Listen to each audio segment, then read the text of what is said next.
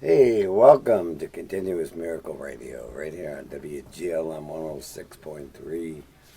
So glad you're here. We're glad to be here too, aren't we, Mike? We are. Good morning, folks. How about that? Live for a change. Yeah, on a nice warm Sunday morning. Yeah, I hope everyone had a blessed Easter season. Busy time of year for lots of folks out there. Got to see family and friends, hopefully. Share some love. I dyed some eggs. Well, thank you, Mike. I was into it. Yeah, so we haven't been in studio for a while now. We got Dangerous Darren on the dials here this morning. Yeah, good morning. Straight up out of Newega. Oh, yeah, my neighbor. We got a special guest on the show with us this morning, Miss Evan. Good morning. Welcome back. Evan's been on the show previously. If you missed her, we'll let her tell you about herself a little bit here and what she does here in the local community with the mental health aspect of things, which ties in sometimes, a lot of times, to addiction.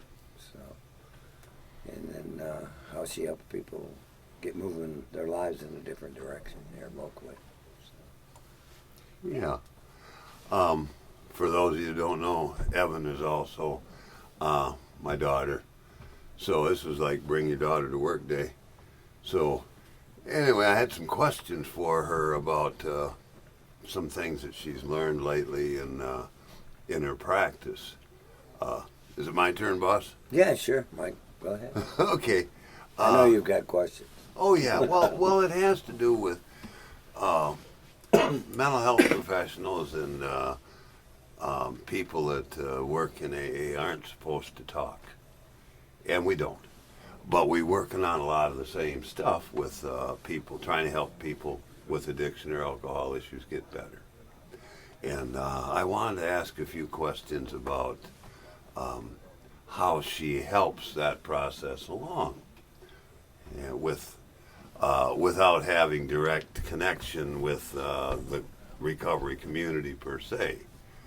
So anyway, I guess I'll fire away with a question, Evan, of do you normally see people for mental health reasons at first or addiction issues? Both. I'll get referrals for someone specifically struggling with substance use matter, and then also will be going along treating anything, anxiety, depression, and then stumble upon maybe some addictive habits that are playing a role in the mental health. So it can really go either way. Some people identify depression symptoms and anxiety as a result of their alcoholism or substance use disorder, and some people kind of don't recognize the connection there. Wait a minute. Yeah. So we've got like a disease and a symptom look a lot like the same thing. Yeah. Okay, so a person's drinking, and they're telling you sometimes they're drinking because they got these problems between their ears, and other times they tell you that they have a problem with drinking because the drinking was the solution to those problems, and next thing you know, it's carried away. Mm-hmm. Yeah, drinking or whatever substance use can often be like a self-medication type of a thing. Treating a wound of some sort. Right, fix yourself.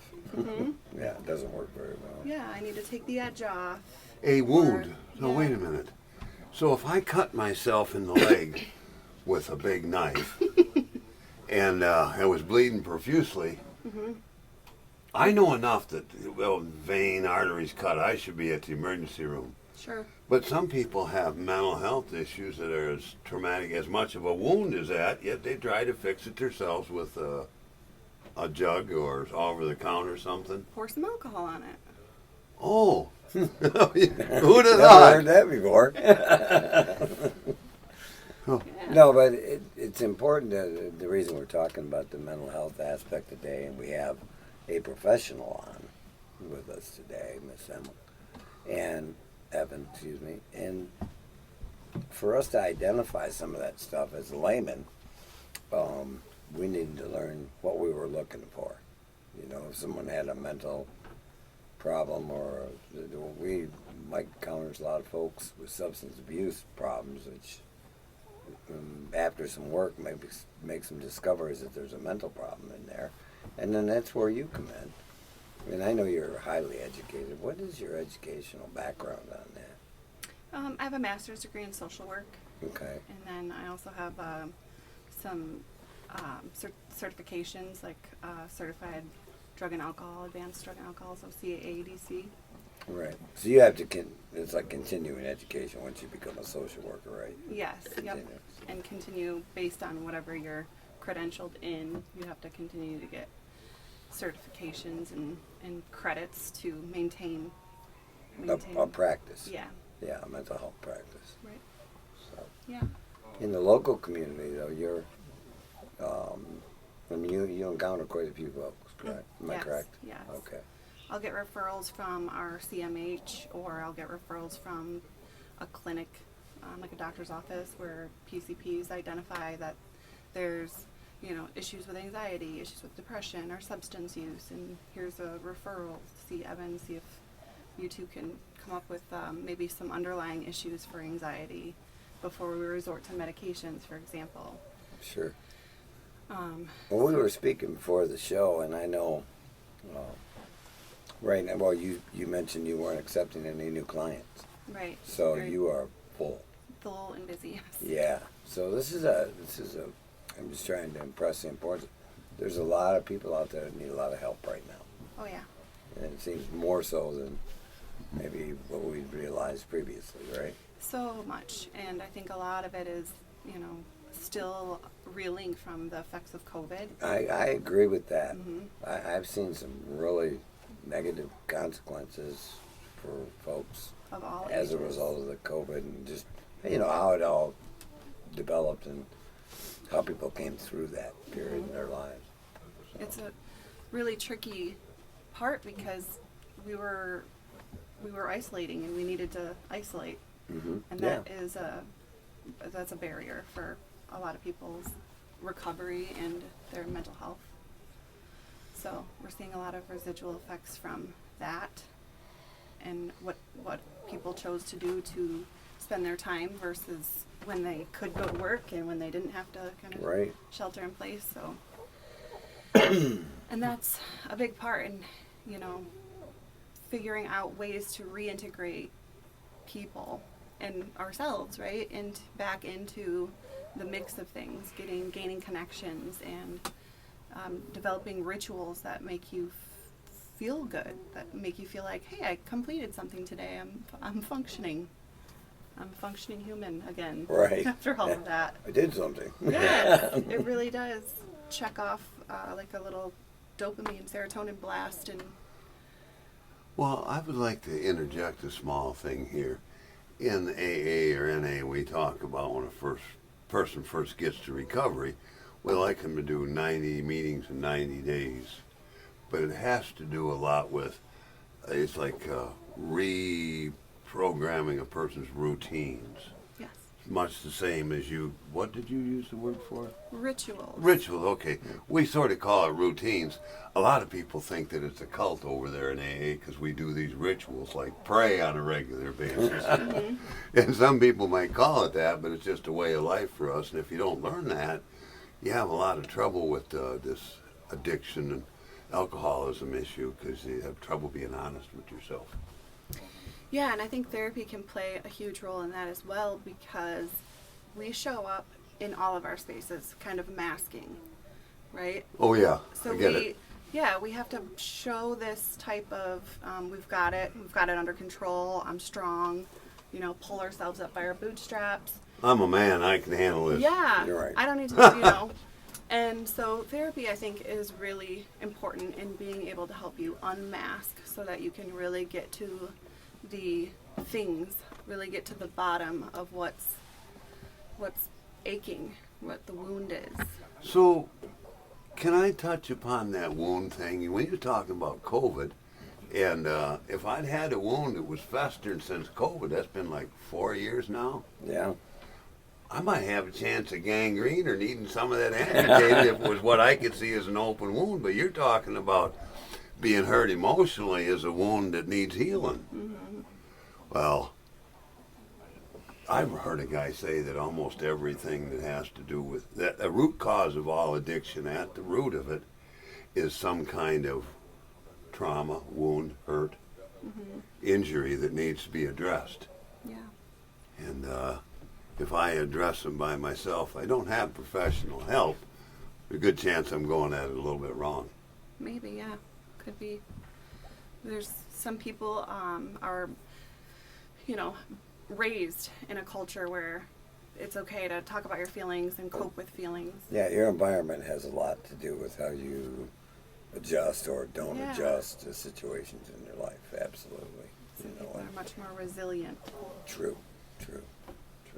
I like that resilient word.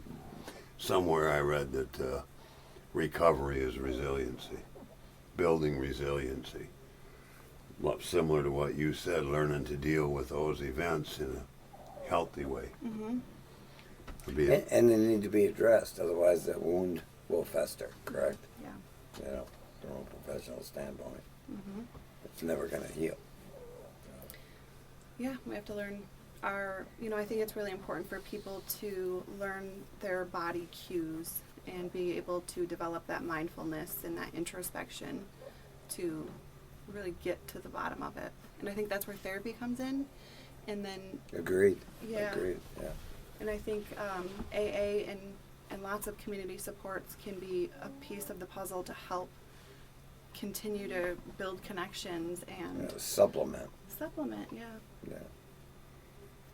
It's really valuable for, I do notice, and you can maybe talk about this too, that some people who avoid AA or meetings, a lot of it from anxiety or experiences in the past. It can be a lot of it related to, I'm not religious though, that won't work for me. I think it would be beneficial to speak on that and why that's not necessarily true.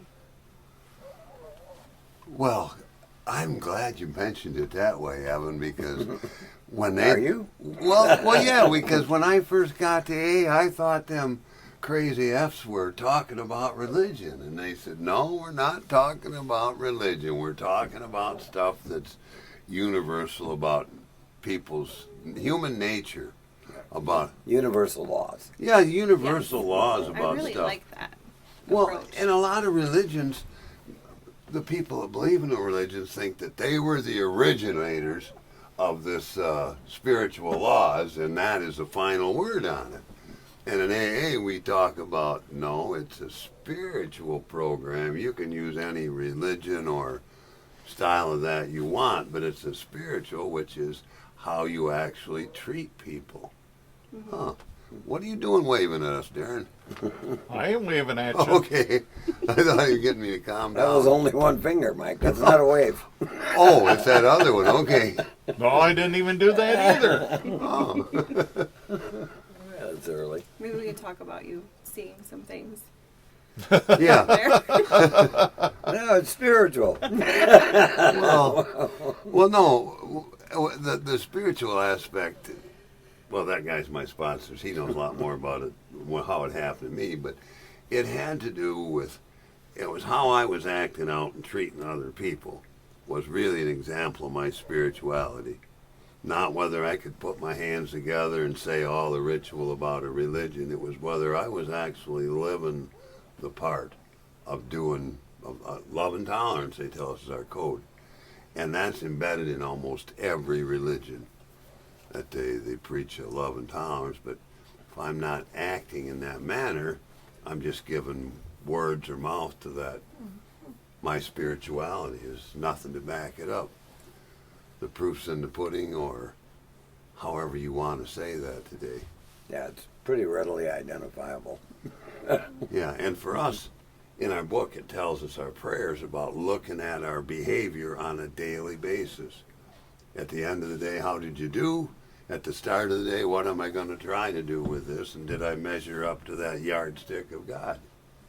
Yes, and I think it's the fourth step. What is the fourth step? Is a fearless moral inventory is our fourth step. But the third step is when we turn our care and will over a higher power. Okay. And it's aligning that with whatever our beliefs are. Mm-hmm. Well, so where therapy comes into play is that a lot of individuals, especially who have been suffering with some type of substance use, have a sort of core beliefs or thinking patterns that really interfere with their goals. Oh, they're ingrained. Yeah. Early recovery, they're Mhm. ingrained.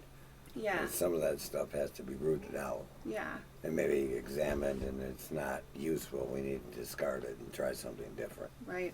So, So that's why I brought up, I think, the taking an inventory, a personal inventory, however, right. is that's part of the process, is figuring out, oh, okay, yeah, I think this, and then when I play that tape all the way through, it doesn't work out so well for me. Yeah.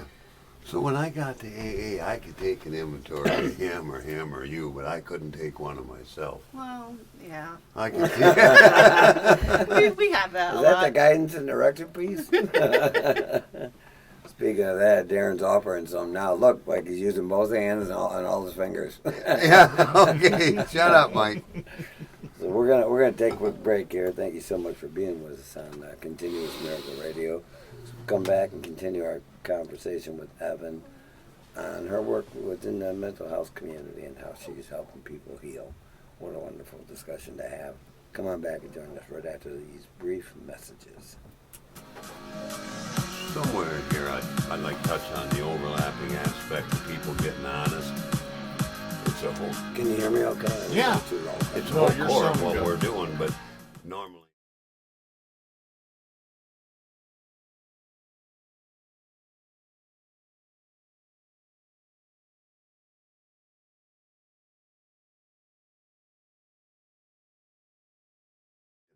Right. I'll stumble if I have to. Right?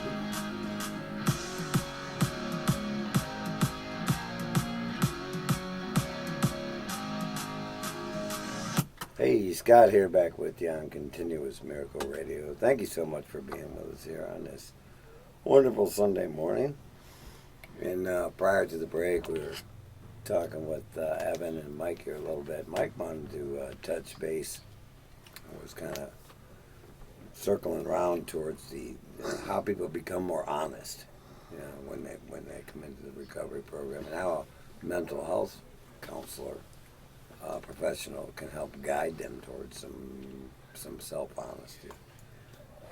And Darren's reminded me, if anyone wants to give us a call here, feel free at 616-754-1063. Any of us would be happy to answer any questions you may have as we talk about recovery and how we're moving more towards honesty. Isn't that right, Mike? Yes, sir. I know that when I got to AA, you might have called me a professional liar, and I didn't even recognize it. I had to either exaggerate or minimize everything I talked about, just a form of rationalization, justification stuff. And with that said, when you were talking about inventory, I couldn't do an honest inventory like that because I couldn't look at myself honestly. Yeah. And I know that you take that just a step farther. Anytime a doctor in my first 60 years talked about whether I drank so much or not, I always minimized it. I hardly ever drink at all. Even if I was slamming a case a day, I'd hardly drink at all. Mm-hmm. Maybe one Same or two. thing you told the judge, right? Yes, sir. Okay. And there's one more guy that didn't believe me. Right. You can't get that high a blood alcohol level if you're only having one or two. You have to be practiced, they said. I was well practiced when I got to AA. So, Evan, about this honesty thing, do you find that once a person does a little bit of, or some AA activities, they're a bit more honest with you? Well, I think you mentioned that it's really difficult to be honest when you don't really recognize that you're not being honest. Yeah. So there's a bit of that coming through, and I do think that the connection with AA is a space where you can look at other people that are having the same issues and bask in their vulnerability, Ah. and then it makes you feel, I'm hoping, and it has happened, a little bit more comfortable and a little bit more willing to take a look and be vulnerable and open up a little and slide the mask down occasionally, maybe even if you have to put it back up for a minute because that felt too raw. Another COVID reference. Get your mask down. Yeah. You know. Sure. So I do think there's big, huge benefits to, especially when you get good groups. You know, I have clients come in and they're like, oh gosh, we just had an amazing group last night. Everyone was very vulnerable, willing to talk about things that we don't normally talk about. You know, if we're vulnerable, you're there to do the big book stuff, and someone slides off topic or says something that was really vulnerable, and people benefit from that so much, from that vulnerability and those deep discussions around mental health, even though that's not usually what happens. Sometimes I think. Right, but it's a wonderful example when it does. Yeah. You know, because there's some healing that can take place Big time. when you become or you make yourself vulnerable. In a self-help group. Yeah. That's yeah, the lovely exactly. part of groups. You know, you can sit in. Yeah, you can see it in action too. Yeah. And you learn so much from other people. Right. Come to therapy, of course, because you're in group and you might find, like, I really want to talk more about this. Well, good. Go to individual therapy, you know, but group allows you to learn from each other, and there's something so very valuable about that, about looking at somebody who's struggling just like me. Hey, it's normal then, you know, or it feels a little bit more safe to think about change and consider some different things that other people have I also. like that safe part. For a guy came into a meeting like 2-3 weeks ago or something like that, and he said, I got something on my mind. I wouldn't normally discuss it, but I'll share it with this group. And after he did, the fella sat next to him. He said, was that because you felt safe here? And he said, yeah, I have a bit of trust in you folks. So that, and I noticed that happened to me when I found myself around like-minded individuals that were, empathetic about my condition, because they'd been there, and that's what they told me. And it made me feel more comfortable about letting that stuff out. Yeah. I felt safe. Not quite the same safe as I was in my mother's arms, but the same sort of thing I felt as a child. I was secure sharing that with those people.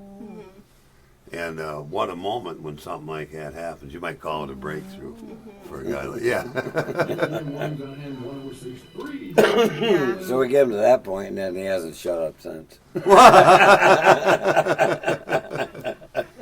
Well, we're grateful for that. Okay. Well, I could start that one. I'll do that right in the middle of the show someday. I'll be quiet for a change. See how that works.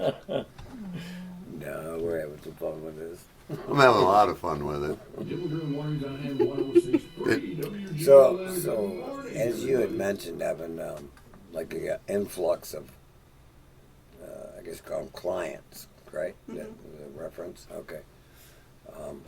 And you've noticed since COVID, up and up and up and up and up. So this is a continuing mental health struggle in the community. I'm not talking just about addiction here. I'm talking about in the community. I mean, I think it would help us all to be aware of that. You know, I mean, never know who you're affecting or how. Right. And certainly don't want to displace anyone. You know, so it's important to be mindful. I think is the word you used of that as we're going about our business. Yeah, that was certainly not a normal thing, and so it would be appropriate if people had, you know, abnormal ways of coping with that. And I think it's the residual is still there, you know, of people of all ages, not, you know, school age who missed out on things, but also older adults who had lost connections with families, with their family. It just. You said abnormal. For a guy like me, crazy stuff became the new normal. It wasn't abnormal. It was a new normal during COVID. Yeah. And I came up with some crappy, I almost used the wrong word, I come up with some crappy coping skills during that. Is that what they were? Well, yeah, but part of it is that, Isolation. well, no, her mom got COVID then, Yeah. and we lost her. That was pretty rough. Yeah. Yeah, but, Yeah. and I wound up with some coping skills that didn't do me any good. Same as a lot of other people. Mm-hmm. But the miracle was you didn't drink. No, I didn't. I developed some coping skills before that. I'm grateful for that. Mm-hmm. And that's the importance of recovery. So if we have life situations, Yeah. we don't drink. Yeah, there's a Or miracle good. of the whole That's a thing. miracle right Continuous there. miracle Yeah. Yeah. is that I haven't had to have a drink yet today. Or in a long time. Yeah, Because you learned some new coping mechanisms. yeah. Been well over 10 years since I've had a drink. That's a miracle. Yeah. Yeah, I think you get somewhat more comfortable, would you say, of feeling difficult feelings, like your tolerance for difficult feelings then. Well, somebody with the education called it building resiliency. Mm-hmm. When I learned to deal effectively, healthy with something, I got something in my spiritual toolkit that I can use again. And that's what we call it in AA, a spiritual toolkit. They just laid it in front of me and said, pick it up and use it if you'd like, son. It worked for us. So that's the way I've been trying it. And it's a simple matter of being in the here and now, the right now, trying to be helpful and useful. Mm-hmm. Instead of mired in the muck of whatever it is that I want to marinate in my own misery. Yeah. What are some of what's in that toolkit? You know, I would call them coping skills, behavioral strategies, recovery rituals. What's in the toolkit? Well, for a guy like me, most of it is self-examination. Mm-hmm. If I'm feeling a certain What way, am I doing? yeah, that one. Am I having any influence on this? What am I feeling? Yeah. Right? So yeah, every once in a while when I want to feel crappy, I find the songs that take me down that road of whatever, and I listen to those for a while. Next thing you know, I'm feeling bummed just like I wanted to. Congratulations. Yeah, you got right where you wanted to. But what I found from that is that this guy over here told me that when I'm feeling things like that, try to use that time to bring up a memory of something pleasant about that, something wonderful. So when I think about your mom, I think about going to dinner at your house. Mm-hmm. Wonderful things like that I was able to do rather than ponder or take a great deal of time and feel sorry for myself about the loss. Mm-hmm. So what can I do with what I have today? I can show and share with people how that love affected me in a great way. That's a spiritual toolkit. I learned how to use it. I can tell other people that works like that for me. Mm-hmm. If you get out there and help somebody and try to do something, it all them endorphins and Yeah, all that dopamine sciencey stuff, it's because Serotonin. I'm cooperating with my conscience or my conscience, Mm-hmm. so that when I get my conscience is checking on me, I just have a double way of checking. Yeah, I'm doing okay because I'm trying to help somebody, and I'm not there feeling sorry for myself. Mm-hmm. And there's some real value, though, in allowing yourself to feel those difficult feelings and making space for that and allowing that vulnerability and that ache to feel it, right? Yeah. And other times it's not effective for you to do that. No, you gotta Right. step away. So you have to have that Yeah. mindfulness and that ability to kind of rivet yourself from when it's effective and appropriate for us to be feeling these, for me, for you, whoever, to feel these feelings and let them be. And when other times it might not be effective, it might be interfering with your ability to feel better, So, yes, having the feelings, sitting with the feelings, all good. Identifying what is the feeling. Where am I feeling it in my body? Because that's important. A lot of times people get a feeling and that you can't identify it. It just creates this dis-ease. Yeah, it took me years to understand that and identify. Oh, okay. And then I found. Oh, okay. Yeah, You know, yeah. discard. Yeah. I'm feeling anxious and uptight. It's a social situation, or I have these things I have to do, or I have to confront this situation I don't want to confront. And it's all over my body, and I don't know how to isolate it and pick it out or deal with it. And so For a guy like me, I had to find out at some point that in my brain I've only got one pain circuit. And it initially does not tell the difference between whether it's an emotional wound or a physical wound or something else. I only got one way of feeling pain, so I compound these matters, and sometimes I confuse physical pain with emotional pain or vice versa. And when I feel the stuff that you were talking about, I don't necessarily know it for what it really is sometimes. And that's a big part of what AA helped me understand. Sort out. Sort out and set with my feelings. Yeah. So this guy that was telling me about chemistry and body electricity and all that stuff was telling me that I have, like what you said, I have to move this stuff to memory rather than have it stored in my body per se. Because when I move it to memory, I can process new events in relationship to it and not be overwhelmed or let that panic or anxiety that I feel in my body overwhelm me. yeah. Well, you've made space for something new. Yeah. Yeah. You made space for something new. With that guy being my sponsor, he was telling me that I had a bunch of stuff between me. We called it garbage ones. But I had a bunch of garbage between my ears that kept me from sorting this other stuff out, and I needed to move that out of there so I could make room for something new. So I had to look at it, inventory, and go on from there. Yeah. Easier said than done, eh? Well, yeah, but it was a bit easier for me than a lot of people that have had those wounds, those traumatic experiences that they replay and relive. So when they're trying to deal with this other thing, that moment got them caught up and they're all anxious. Fight or flight. Yeah, that one. Or all of them at once. Yeah. Or they stay stuck in that. And yeah, Yeah. can't get out of it. So there's some behavioral strategies to help with that. Do you want to learn one? Yeah. Let's go. I'm ready to do something better here.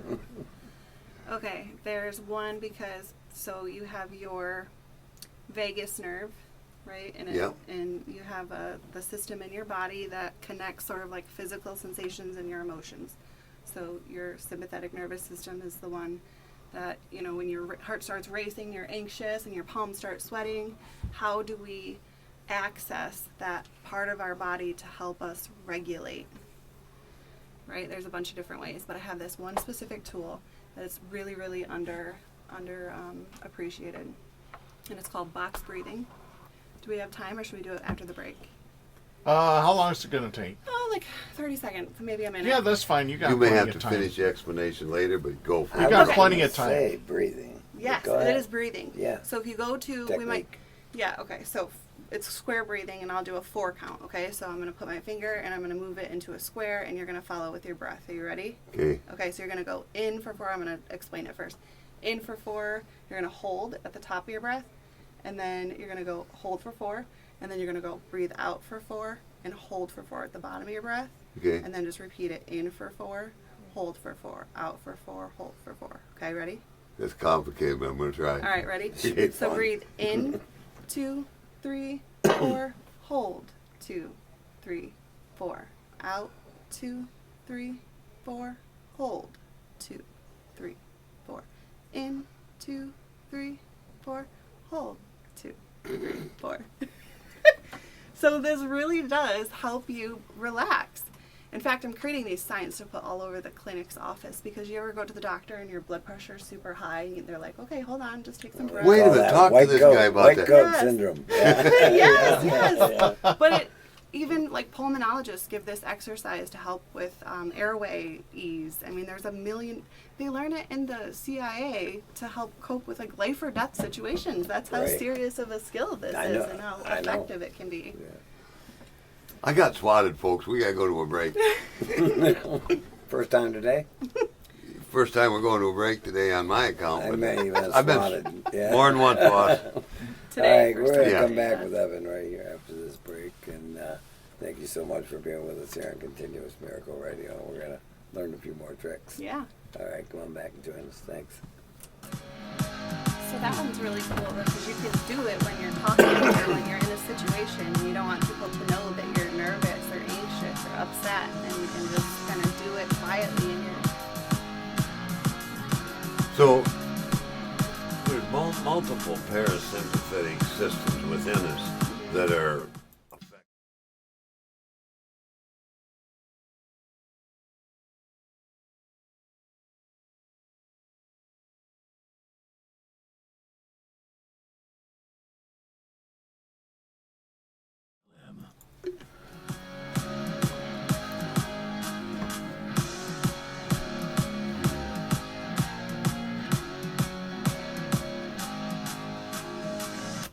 Hey, Scott, Mike, and Evan back here with you on Continuous Miracle Radio, radio on WGLM 106.3.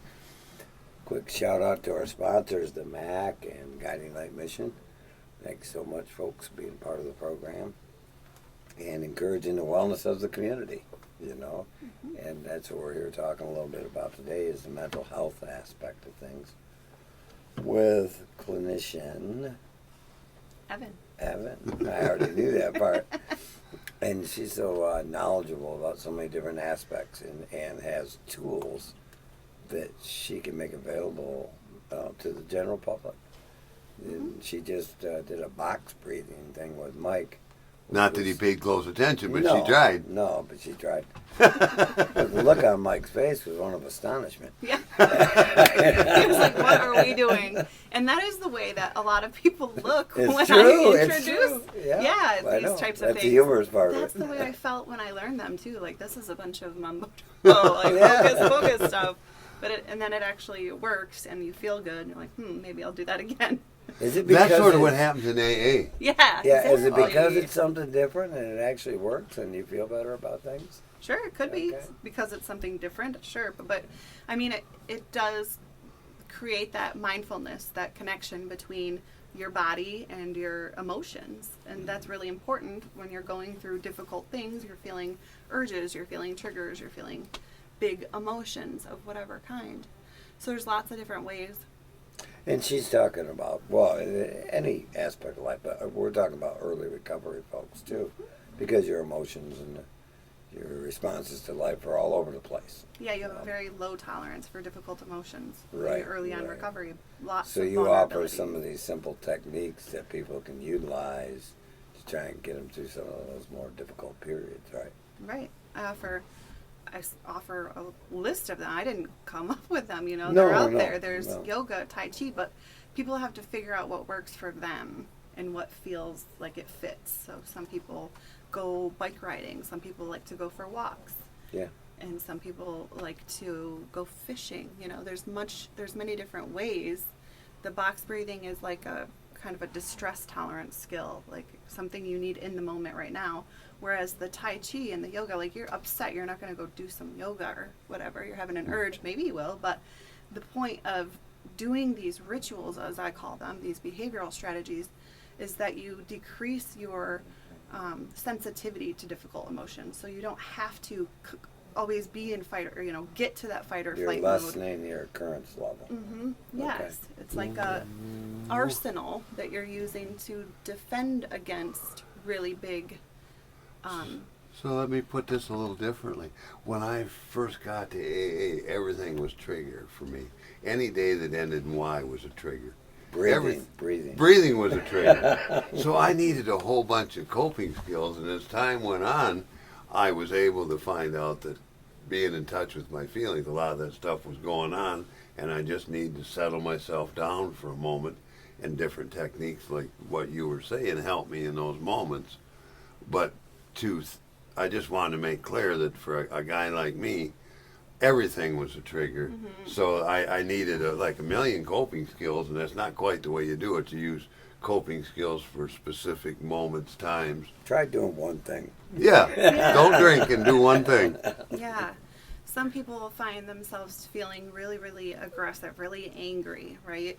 And so I might suggest something with a little bit more physicality to it, where you got a punching bag or, an actual bag. Or just a run, like an intense physical exercise for people who really need to Release some energy. Yeah, quickly. Yeah. Something. that Sometimes breathing suits- doesn't do it. Got to do something. Let's go chop wood.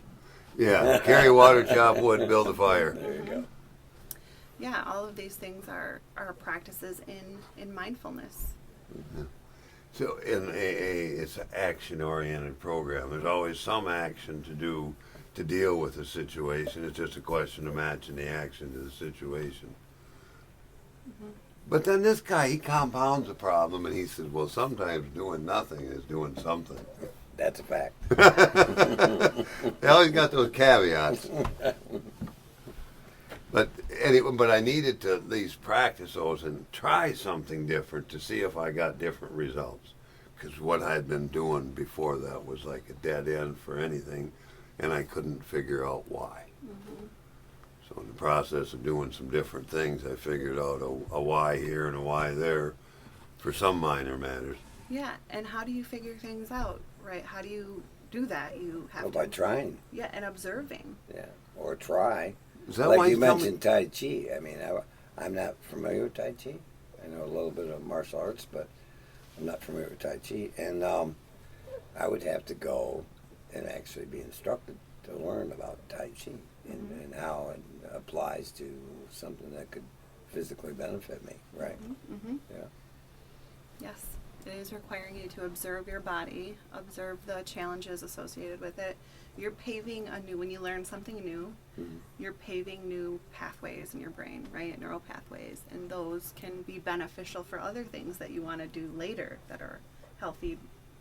But the point is to just abandon the pathways that aren't working for you. And how to do that is by finding other ways and Something different. something different. new. Yes. You talk about neuroplasticity, and this guy says, just pay attention and try something new. See how it works out. But it's the neuroplasticity of it, of trying some new way of developing with that ritual or routine, a new way of approach to life. Yeah. And how do you do that? You do that through a student mentality. Always remain teachable is what I heard somewhere. Yeah. Try and learn something new every day. Yeah. That's the goal. Well, be careful with that because the Yeah. more you learn, the less you know. Well, somebody told me I didn't Leads to really more know questions. nothing about nothing to begin with, so I'd be okay. I just thought I did. Yeah. It just occurred to me. I'm glad we've gotten better. Oh, Can actually talk about these things and understand them. yeah. A good friend of ours named Josh fell and hurt himself really badly on Wednesday. And in the discussion about him, it took me back to when I was in early sobriety and how much influence that guy had on me, among others, about trying these things new, trying something different, and not understanding anything about it. But it just took me back to where I was with clueless. Our book calls it hopeless, but I was clueless about how to get better and no idea that there was drinking at the root of the problem. So, Yeah, speaking of getting better, and Josh, I want to thank everyone for their prayers and thoughts for Mom too. She is really doing well with her heart surgery. So that's I want to thank everyone for that. I failed to mention that earlier in the show. good to hear that. Yeah, and we any thoughts and prayers for our friend Josh? We've known a good many years. Yeah. Wonderful young man, and just had an incident. You know, he overachieved. He fell further than I did. Yeah. I saw him come off about a 12 or 14 foot roof onto his face, and Josh fell just a little bit farther. Well, everybody can do something. Yeah, and all I could do was watch. Yeah, Josh will be okay. Keep Yeah. him in your thoughts and prayers. Well, thank you so much. Yeah. You know, and everyone out there, just reach out. We all need a little help, don't we? We certainly do. Doesn't matter. Doesn't matter who or what the situation is. Everyone can use a little help out there. So. Yeah. I was pretty needy. I could use a lot of help. I'm grateful AA was there to help me. So do you have any other coping skills, breathing type exercises, quick helps? You ever hear of left nostril breathing? Well, go ahead. No. No, okay, I stumbled across it the other day, and it was talking about if you block one nostril and breathe through your left nostril, it has a calming effect, quite similar to what you were talking about, the box breathing, but it pointed out that it had touched upon some other parasympathetic systems in your body. Which one do you have to cover? Your left one? It matters, right? I think it's called left nostril breathing, so I'm thinking I'm blocking the right one. Okay. Well, my neurodivergence doesn't allow me to remember my left and right all the time, so there's also another one that... That's interesting. I know. That's so great. So there's another one where you cover up an eye and look up, and it can really help decrease anxiety, but you'd have to Google that. But sour things in your mouth, hot, spicy things that distract you, basically, is the key. Mm-hmm. So go to a Mexican restaurant, grab the wrong hot sauce, and I'll be better? Yeah, Okay. exactly. Carry the hot sauce or the warheads in your pocket for anxiety. There's all kinds of different things. I highly recommend anybody who's interested in learning a little bit more about how to observe, how to describe things, and you can't describe things you haven't observed, right? Not Oh, very yeah. well. Yeah, but how to practice that mindfulness, anything that you're feeling. Say you're feeling frustrated, feeling angry, you can Google, start with 5 minutes, 5-minute meditation or mindfulness exercise, whatever you put in for anxiety. You'll find so many 5-minute meditations for Sure. whatever you put in there, and just follow along with it and see how it works for you. I can't stress how important that is enough. The mindfulness piece really puts you in contact, in communication with your body and your feelings. Right, and for someone who hasn't tried or practiced something along those lines, some brief meditation, whatever the case may be, whatever you're comfortable with. You're You not don't going to know be the comfortable with you it. don't know the That's benefits the of part. it, You're not right. going to feel comfortable. It feels so awkward. It feels so Right. weird in the beginning. I remember sitting as an intern. It's the first time I've seen a therapist really use this intervention, and I thought, oh my goodness, we're really doing this, are we? Yeah. And then I Yeah, did we're it. I gonna was like, try it. oh wow. So really just try things that are different. And you can, You know what I found? People are afraid. oh yeah, I'm not doing that. Yeah. Why not? afraid of a little discomfort, right? Yeah, it's strange, but I mean, I've just observed people. I said, "Oh, try that." Some deep breathing, or whatever you're comfortable with. Yeah, "Oh, I'm or not doing that. That uncomfortable won't with. work. Well, how do you know? Did you do it? Yeah. You were talking about... It's about being intentional. Yeah. And in touch with your feelings. And I was reminded that alcohol and a lot of other drugs are central nervous system depressants. So while a person's in active alcoholism or quite a few different kinds of drug use, they depress their central nervous system, so they don't have a good a feeling for emotions. So when you stop doing that, all of a sudden you got emotions. Yeah. So you give your body the dopamine, the endorphins, artificially with alcohol, substance use, and then Sure. when you stop abruptly, your brain isn't creating them like it would naturally. So that is why when you stop, you feel in the dumps. You feel depressed, right? Yep. There's like a spectrum of where your homeostasis. You wake up feeling like, oh, it's a good day, or it's a day, it's just fine. No, you wake up every morning and you're like, ugh. And so that's why this is Do miserable. that again. Do Yeah. that again. Why am I here? So doing those things, probably the opposite of what you feel like doing, which is a skill, like, opposite action, opposite emotion. Do something different. Do something to build that for yourself naturally, and your brain will cooperate again. It will start creating those. Right, but without having a conversation with a mental health professional, okay, you're bankrupt of new ideas. Yeah. I and you mean, don't so know where do we? And I love the Google, and we can find things a lot easier than obviously what we used to be able to do previously. But without some direction from a professional like yourself, or someone who maybe's experienced some mindfulness, some meditation, You're kind of bankrupt of ideas, and that's what creates that loop, isn't it?